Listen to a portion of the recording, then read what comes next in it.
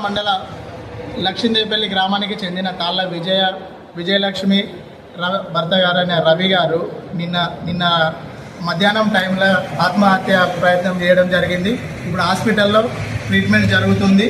ఆయన పరిస్థితి ఆందోళనకరంగా ఉందని చెప్పి డాక్టర్లు తెలియజేస్తున్నారు.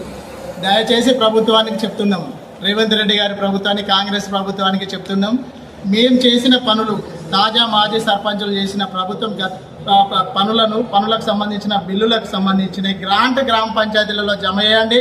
ఈ తాజా మాజీ సర్పంచుల కుటుంబాలను ఆదుకోవాలని రేవంత్ రెడ్డి గారిని కోరుకుంటున్నాం.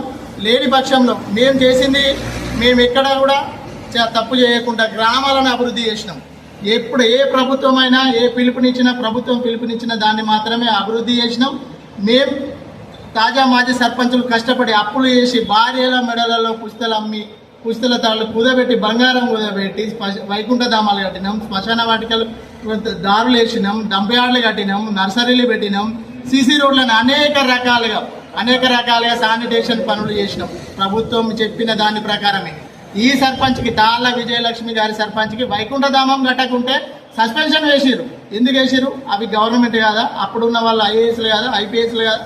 అప్పుడున్న ప్రభుత్వాలే కదా, అధికారులే కదా ప్రెషర్ పెడితే కట్టింది సర్పంచులు, తాజా మాజీ సర్పంచులు.